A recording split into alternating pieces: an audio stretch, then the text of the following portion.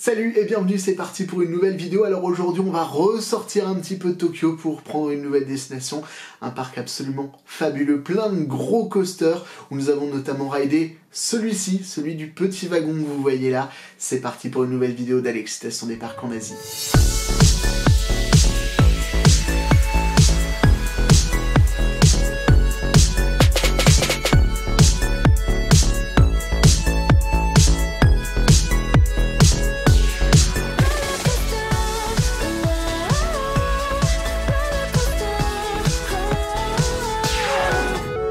Et il a fallu encore se lever tôt quand même pour aller dans ce nouveau parc d'attractions, mais ça en valait vraiment la peine. Il a fallu reprendre un train avec un changement et un second train beaucoup plus chaotique. On sentait vraiment qu'on était dans la campagne, peut-être même beaucoup plus profonde. On a vu vraiment une autre image du Japon que celle que l'on connaît de Tokyo avec ses grands buildings, mais ça en valait vraiment la peine. Et une fois dans le parc, donc, on a pu profiter de toutes ces magnifiques attractions qui sont dans ce cadre absolument superbe, au pied du mont Fuji. Je pense sincèrement que c'est l'un des plus beaux cadres de parc d'attractions que j'ai pu vivre dans ma vie de parc fan. Beaucoup d'attractions, des très très gros coasters. L'une des machines emblématiques de ce parc, c'est Dodonpa, qui est un launch coaster. On a cette propulsion en moins de 2 secondes de 0 à 180 km/h. Ça déboîte complètement, mais c'est extrêmement plaisant. Le parcours est relativement simple, on a vraiment ce launch en ligne droite qui nous emmène sur une boucle complète qui nous fait faire demi-tour avant d'arriver dans le looping, 49 mètres de haut. C'est exceptionnel, c'est très court mais extrêmement intense, c'est très très plaisant à vivre. Dodonpa qui est vraiment une très très belle machine de ce parc de Fujiku Island. L'autre attraction extrêmement sensationnelle, c'est une des premières qu'on a vues en arrivant parce que c'est celle qui est du côté de la gare par laquelle on arrive sur le parc d'attractions quand on arrive en transport. Il s'agit de Eija Naika, c'est un coaster quadridimensionnel, c'est-à-dire que vous avez ce wing coaster avec ce parcours, ces inversions, mais qu'en plus de ça, les nacelles elles-mêmes vont avoir des rotations en plus de celles du parcours.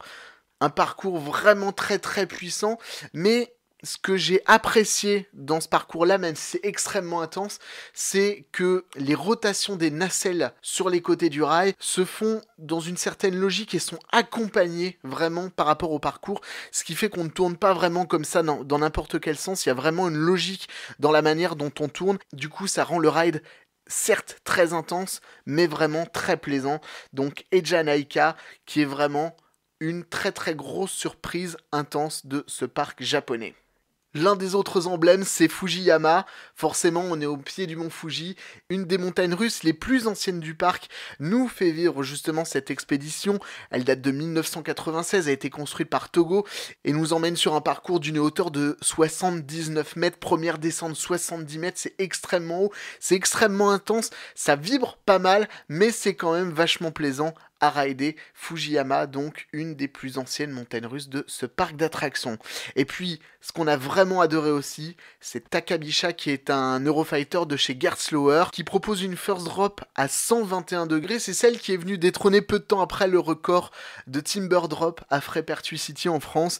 Takabisha, un ride vraiment intense, un Eurofighter qui, bizarrement, ne vibre pas tant que ça. J'ai beaucoup de mal avec les Eurofighters de chez Gerstlauer, mais pour le coup, le ride était vraiment présent, intense et exceptionnellement beau, surtout quand on voit cette attraction de l'extérieur. C'est l'une de celles qui rend vraiment le mieux en paysage, avec le mont Fuji derrière, celle-là devant. C'est absolument fabuleux à voir. Une très très belle image de ce parc d'attractions qui, une fois qu'on la voit, reste forcément en tête et est absolument magnifique. Il y a d'autres petites montagnes russes également dans le parc d'attractions. Un petit coaster pour les enfants qui s'appelle Rock'n'Roll Duncan, qui vient se placer dans le monde de Thomas le Train, dans lequel il y a également un dark ride très mignon. On a vraiment adoré le faire. On est dans un wagon de Thomas le Train, puis on va découvrir un petit peu cet univers du dessin animé anglais qui est donc proposé dans ce parc d'attractions japonais. Il y a d'autres attractions également, Tentekomai qui est un Skyfly de chez Gerstlauer, et puis également toujours dans cette sensation aérienne, on retrouve d'ailleurs des références à Tentekomai dans l'une des nouvelles attractions qui s'appelle Fuji Airways, qui comme son nom l'indique, nous emmène survoler le mont Fuji. Il s'agit là d'un flying theater qui nous fait découvrir de superbes paysages du Japon et également le mont Fuji vu d'une autre manière.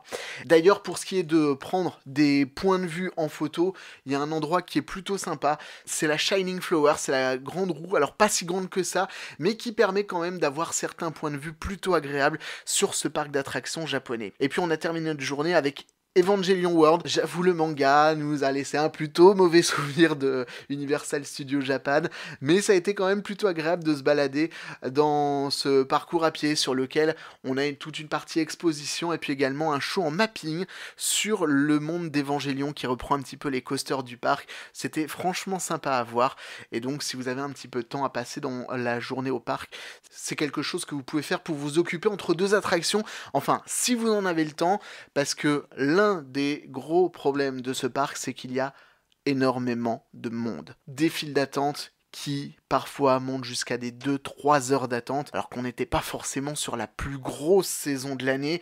Pour rentabiliser, on a été obligé de prendre des fast-pass. Cela, ça a été indéniable. Si on ne prenait pas de fast-pass, je suis même pas sûr qu'on aurait pu tout créditer. Et c'est peut-être là l'un des gros défauts de Fujiku Island. J'espère que je vous ai donné envie de vivre une de ces attractions. N'hésitez pas à me dire laquelle en commentaire, et puis à vous abonner également si vous voulez continuer à suivre nos aventures au Japon dans À l'excitation des parcs en Asie. On se retrouve très vite pour une nouvelle vidéo. Salut!